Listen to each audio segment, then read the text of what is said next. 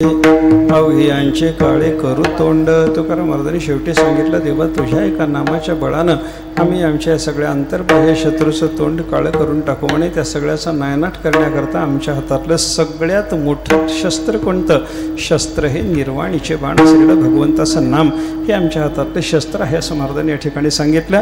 भगवंताच्या नामानं सगळ्या विघ्नाचा नाश होतो. नामाच्या चिंतने 12 वाटा पळते विघ्ने असं तुकाराम महाराजांनी सांगितलेलं असल्यामुळं नाम हे कसं विलक्षण शस्त्र आहे ते सगळ्या शत्रूवर विजय प्राप्त करून घेण्याकरता आपल्याला उपयोगाचं आहे. म्हणून अशा युद्धाच्या प्रसंगामध्ये आपण देवाचं नामचिंतन करावं.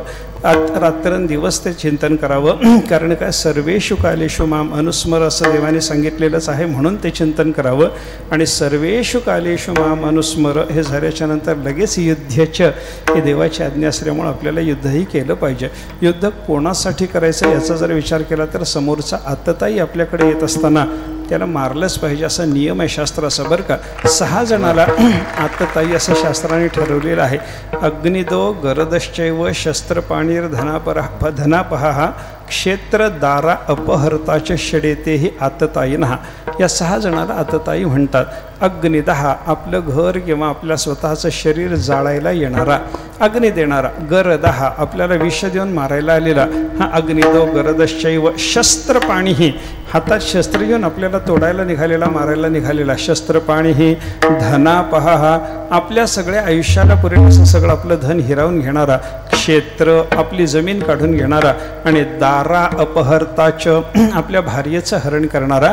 असे 6 जण जे सांगितलेले आहेत ना, यांना आतताई म्हणावं. आणि या आतताईच्या बद्दल भगवंत शास्त्राचा असा नियम आहे, आतताईन मायांतम हन्या देवा विचारयन. आतताई समोर आल्याच्या नंतर त्याला कोणत्याही प्रकारचा विचार न करता जीवे मारून टाका. नातताई वधे दोषो हंतुर्भवती कश्चन. आतताईला मारण्यामध्ये मारणाऱ्या माणसाला कोणत्याही प्रकारचा दोष लागत नाही. मग आपल्या सीमेमध्ये यायचं आणि आपल्या सीमेत येऊन आपल्याला त्रास द्यायचा, आपल्याला जाळायचा प्रयत्न करायचा, शस्त्र घेऊन आपल्याला मारायचा प्रयत्न करायचा. आपल्याला मारायचा प्रयत्न करायचा म्हणजे आपला धर्म विचारून आपण हिंदू आहोत हे कळल्याच्या नंतर मारायचा प्रयत्न करायचा. हे सगळं करणारे आतताई निश्चित आहेत, म्हणून त्यांना मारायला अजिबात हरकत नाही.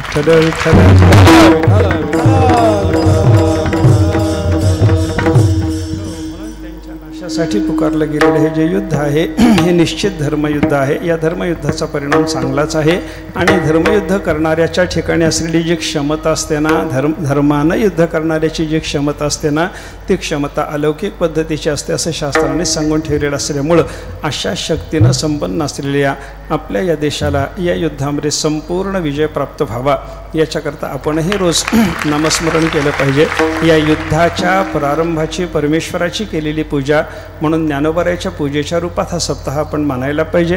हा सप्ताह ज्ञानोबारायाच्या चरणी समर्पण करून आपण ज्ञानोबारायाला म्हणायला पाहिजे की ज्ञानोबाराय आमच्या या युद्धामध्ये आमच्या देशाला संपूर्णपणे तुम्ही विजयी करा, म्हणजे कराचं. हे ज्ञानेश्वर महाराजाला विनंती करून आपण सांगणं हे आपलं प्रत्येकाचं कर्तव्य आहे. आणि त्याच्यानंतर हे सगळं करत असताना आपल्याला नामस्मरण करायला सांगितलेलं आहे. कसं आहे बघा, आमचे गुरुजी घोर संकटाच्या नाशाकरता एक 5 नामाचा मंत्र सांगत होते. हरिम हरम हरिश्चंद्रम हनुमंतम हलायुधम पंचकम नास्मरे नित्यम घोर संकटनाशनम. आपल्याकडे आलेल्या घोर संकटाच्या नाशाकरता या 5 नामाचा मंत्राचा जप करा.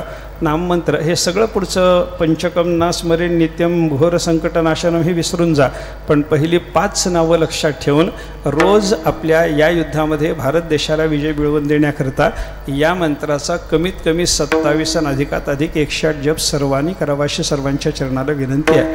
हरिम एकदा मंत्र माझ्याबरोबर तुम्ही सगळेजण म्हणा. हरिम हरम हरिम हरम हरिश्चंद्रम हनुमंतम हलायुधम हरिम हरम हरिश्चंद्रम हरिहरम हरिश्चंद्रम हनुमंतम हलायुधम हरिम हरम हरिश्चंद्रम हनुमंतम हलायुधम आपल्याला सगळ्याला साधारणपणे लक्षात राहण्यासारखा मंत्र आहे. हरीचं नाव आहे याच्यामध्ये, फक्त द्वितीय विभक्ती लावून हे नाम सिद्ध केलेलं आहे या ठिकाणी मंत्रामध्ये. हरिम हरम हरीचं नाव आहे, त्याच्यानंतर लगेच हराचं नाव आहे, आणि त्याच्यानंतर हरिश्चंद्र राजाचं नाव आहे, त्याच्यानंतर मारुतीरायाचं हनुमान हनुमंतम असं नाव आहे.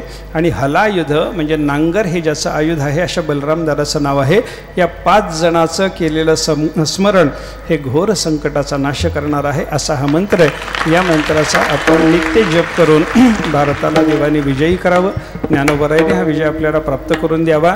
दृष्टादृष्ट विजय होवा विजयी हा त्यांचा आशीर्वाद आपल्याकरता यावेळेलाही सिद्ध व्हावा अशी ज्ञानोबरायाच्या चरणाला आपण सगळे प्रार्थना करू. आणि त्यांनी तो आशीर्वाद द्यावा याच्याकरता सर्वांनी म्हणून ज्ञानोबरायाचं नामस्मरण करायचं. ज्ञानोबा माऊली तुकाराम, ज्ञानोबा माऊली तुकाराम.